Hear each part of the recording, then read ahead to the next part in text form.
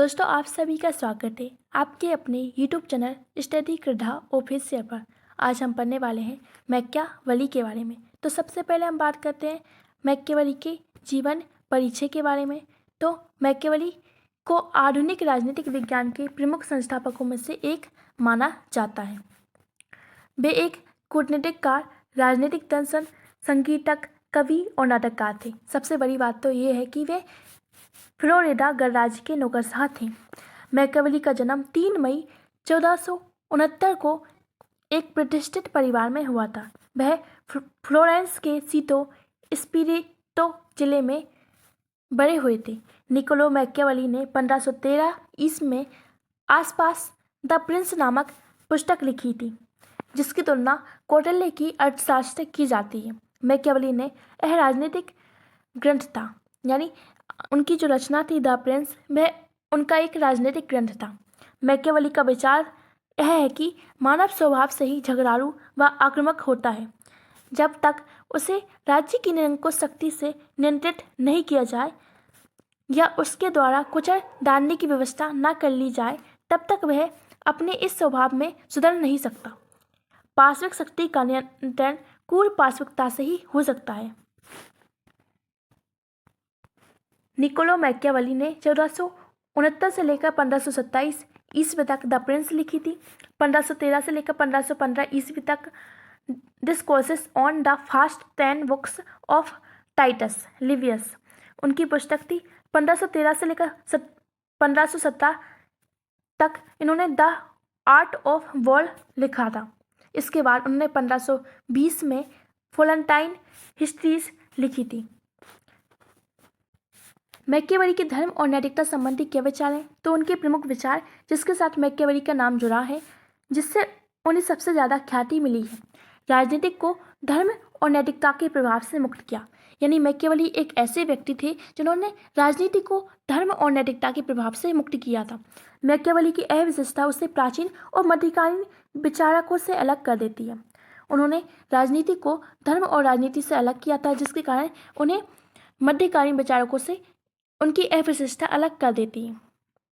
मध्यकालीन विचारों का समस्त चिंतन धर्म और चर्च से प्रेरित था। यानी मध्यकाल में जितने भी विचारक थे, उनका समस्त चिंतन धर्म और चर्च पर प्रेरित था। लेकिन मैकियावेली एक ऐसे व्यक्ति थे जिन्होंने राजनीति को नैतिकता से और धर्म से पूरी तरह से अलग कर दिया था।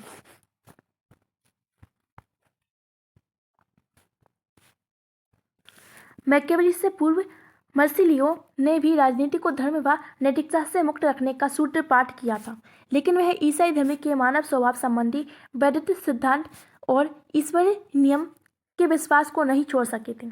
तो मैकियावेली से पूर्व मर्सिलियो, इन्होंने भी धर्म और नैतिकता को मुक्त करने का सूत्रपात रखा था, लेकिन वह ईसाई धर्म और मानव स्वभाव संबंधी वैदिकता के सिद्धांत को छोड़ नहीं सके थे। जबकि मैकियावेली सभी प्रकार के धार्मिक प्रपंचों से बिल्कुल मुक्त थे, और यही विचार उन्हें सबसे ज़्यादा मध्यकाल में पूर्ण रूप से अलग कर देता है। सभी विचारकों से इन्हें अलग कर देता है।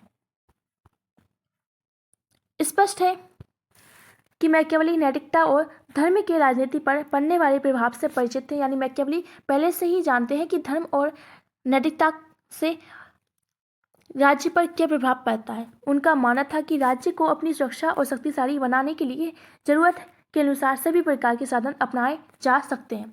यानी मैकियावेली कहते हैं कि राज्य को अपनी सुरक्षा और शक्ति बनाए रखने के लिए किसी भी प्रकार के साधन को अपनाए लेना चाहिए, चाहे वे साधन नैतिक हो या फिर अनैतिक पूर्ण साधन क्यों ही ना हो। तो उन्होंने नैतिकता के बारे में 2 बात बोली है। पहली बात बोली है व्यक्तिगत नैतिकता और दूसरी है जन नैतिकता। तो व्यक्तिगत नैतिकता उन्होंने शासक का दृष्टिकोण बताया गया है, और जन नैतिकता में जनता का हित ही शासक के आज्ञा के पालन में है। यानी जनता का क्या कार्य है, जनता को हमेशा शासक की आज्ञा का पालन करना चाहिए। और मैकियावेली शासक को स्वतंत्र मानता है, वह किसी भी नैतिकता के बंधन में नहीं है। यानी मैकियावेली कहता है कि शासक स्वतंत्र है, वह किसी भी प्रकार के बंधन से नहीं बंधा है। मैकियावेली के अनुसार राजा को राज्य की सुरक्षा की चिंता नहीं करनी चाहिए। साधन तो सदैव आदरणीय समझा जाएगा। साधन मतलब चाहे वह नैतिक साधन हो या अनैतिक। वह हमेशा ही आदरणीय समझा जाएगा और सामान्यतः उसकी प्रशंसा की जाएगी।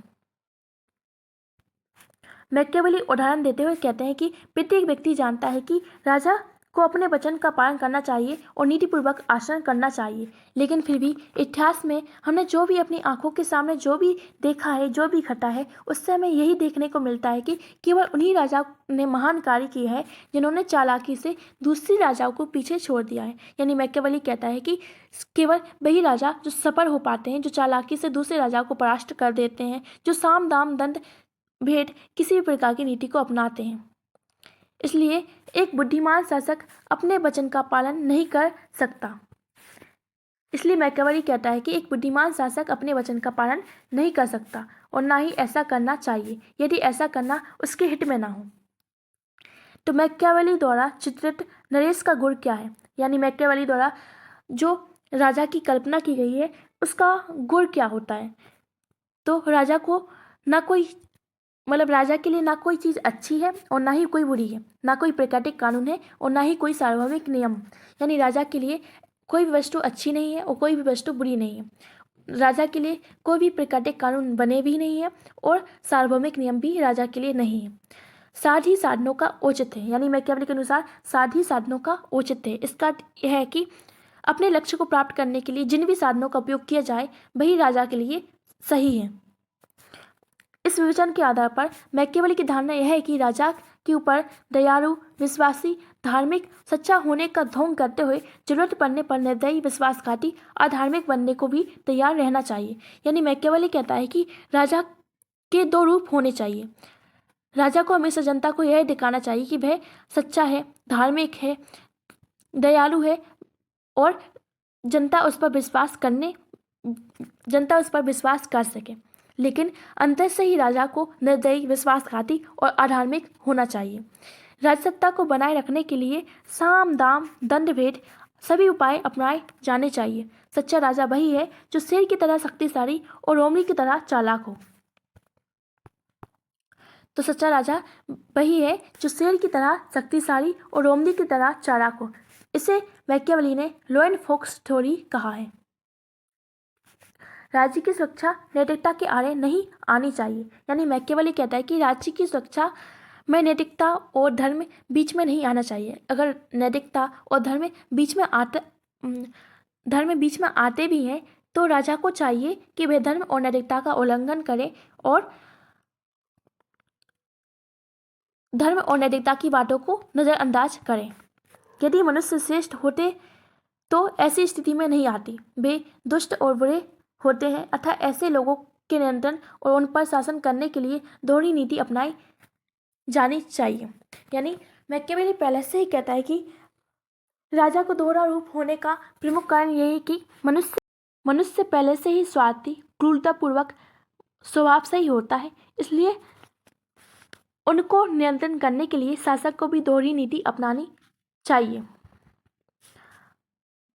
अनैतिक और अधार्मिक कार्यों का समर्थक होने के बावजूद वह राजनीतिक क्षेत्र में धर्म की उपयोगिता को स्वीकार करता है। यानी मैकियावेली अनैतिक और अधार्मिक कार्यों का समर्थक होने के बावजूद भी वह राजनीतिक क्षेत्र में धर्म की उपयोगितावाद को भी स्वीकार करता है। लेकिन मैकियावेली धर्म की उपयोगितावाद को इसलिए स्वीकार करता है क्योंकि अगर धर्म राज्य की सुरक्षा के लिए आवश्यक है तो राजा को धर्म अपना लेना चाहिए। राज्य में धर्म महत्वपूर्ण है क्योंकि वह सभी जीवन का आधार है। क्योंकि मैकियावेली जानता है कि व्यक्ति एक बार राज्य के कानून का अवहेलना कर सकता है, उनका उल्लंघन कर सकता है, लेकिन धर्म को ईश्वरीय नियम मानकर उसका उल्लंघन नहीं करता है। इस कारण राजा को ऐसे गुणों को धारण करना चाहिए जिससे यह लगे कि राजा दया, धर्म, विश्वास, सच्चे चरित्रता, धार्मिकता की साकार प्रतिमा है। इस प्रकार राजा को धर्म का प्रपंच राजा द्वारा रचना चाहिए। इस कारण डिस्कोर्सेस में वह लिखता है कि जो राजा कर राज्य अपने को भ्रष्टाचार से मुक्त रखना चाहता है, उन्हें सर्वप्रथम समस्त धार्मिक संस्था की विशुद्धता को बनाए रखना चाहिए और उनके प्रति उचित श्रद्धा भाव रखना चाहिए, क्योंकि धर्म की हानि होते हुए देखने से बढ़कर किसी भी देश के विनाश का कोई और रक्षण नहीं है। यानी मैकियावेली कहता है कि जो भी राजा अपने आप को भ्रष्टाचार से मुक्त रखना चाहता है तो उसे जनता को यह दिखाना चाहिए कि वह धर्म का सम्मान करता है, धर्म का पालन करता है, ताकि जनता को यह लगे कि उसका राजा सर्वश्रेष्ठ है। परंतु मैकियावेली धर्म को राज्य की सुरक्षा में ही प्रयोग करता है। धर्म का विचार उपयोगितावादी है। धार्मिक और नैतिक मान्यताओं का पालन वहीं तक राज्य की सुरक्षा तथा शक्ति के साधन के रूप में काम करे।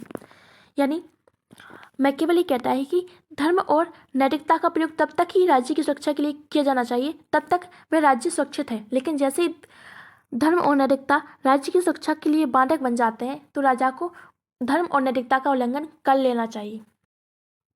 मैकियावेली के अनुसार धर्म और राजनीतिक सिद्धांत की विशेषताएं।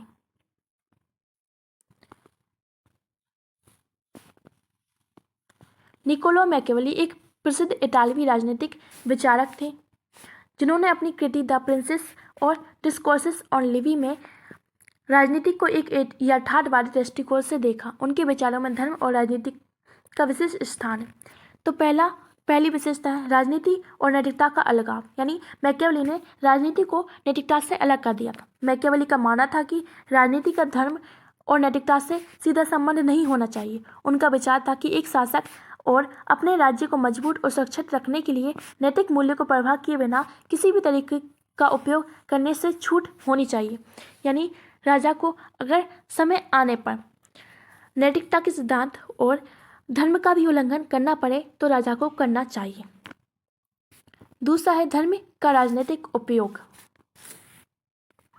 मैकियावेली ने यह स्वीकार किया कि धर्म समाज को नियंत्रित करने और शासक की सत्ता को मजबूत करने के लिए एक उपयोगी साधन हो सकता है। तो मैकियावेली ने धर्म को भी एक साधन माना राज्य की सुरक्षा के लिए। उनका मानना था कि धर्म का उपयोग जनता को अनुशासित और एकजुट रखने के लिए किया जाना चाहिए। तीसरा विशेषता है शक्ति और कपट का सिद्धांत। उन्होंने तर्क दिया कि एक शासक को धर्म का उपयोग नैतिकता के रूप में नहीं बल्कि सत्ता बनाए रखने के एक उपकरण के रूप में करना चाहिए। अगर धर्म शासक के हित में हो तो उसका प्रचार किया जाना चाहिए, लेकिन अगर यह सत्ता को कमजोर करता है तो उसे नज़रअंदाज भी किया जाना चाहिए। यानी मैकियावेली कहता है कि शासक को धर्म का उपयोग नैतिकता के रूप में नहीं बल्कि सत्ता बनाए रखने के लिए किया जाना चाहिए। अगर धर्म शासक के हित में है तो उसे धर्म का प्रचार भी होना चाहिए, लेकिन अगर वही धर्म सत्ता के कमजोर करने का कार्य करता है तो राजा उस धर्म को नज़रअंदाज कर सकता है। चौथी विशेषता है चर्च और राज्य का संबंध। मैकियावेली ने चर्च की राजनीति में बढ़ती भूमिका की आलोचना की। उन्होंने कहा है कि चर्च को केवल एक सामाजिक संस्था के रूप में देखा जाना चाहिए। यानी मैकियावेली चर्च को एक सामाजिक संस्था के रूप में देखता है, उससे शासकों के राजनीतिक कार्यों में हस्तक्षेप नहीं करना चाहिए। यानी मैकियावेली कहता है कि शासकों के कार्यों में चर्च को हस्तक्षेप नहीं करना चाहिए। पांचवा है व्यवहारिक राजनीति।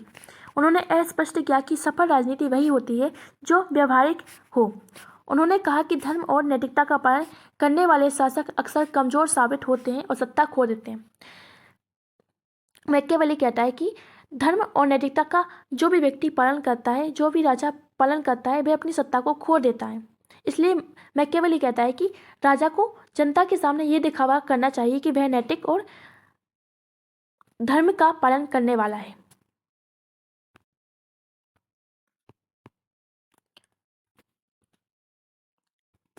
मैकियावेली का धर्म और राजनीति का सिद्धांत यथार्थवादी और व्यवहारिक है। वे मानते थे कि धर्म का उपयोग सत्ता बनाए रखने के लिए किया जाना चाहिए, लेकिन नैतिकता का राजनीति से अलग रखना चाहिए। उनका विचार था कि एक कुशल शासक को धर्म का सम्मान करना चाहिए, लेकिन सत्ता बचाने के लिए वह किसी भी नीति का सहारा ले सकता है।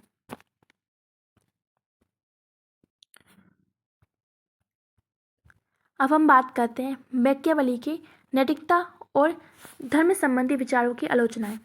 मानव स्वभाव संबंधी गलत धारणा। यानी मैकियावेली ने जो मानव स्वभाव की जो गलत धारणा दी है उसकी बात करते हैं। तो मानव स्वभाव संबंधी गलत धारणा पर आधारित जिस नींव पर मैकियावेली ने के विचारों का महल बना है, यानी जिस नींव पर मैकियावेली ने अपने विचारों का जो महल बनाया है, जो भी रचना की है, वह नींव ही गलत है। मनुष्य स्वभाव से दुष्ट और कायल नहीं होता है। राजा को उन पर अच्छी तरह शासन करने के लिए अनैतिक और अधार्मिक होना आवश्यक नहीं है।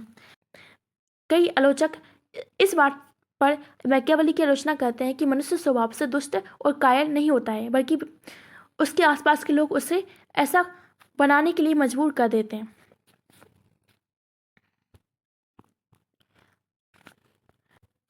दूसरी आलोचना है तात्कालिक परिस्थितियां और सर्वकालीन परिस्थितियां नहीं।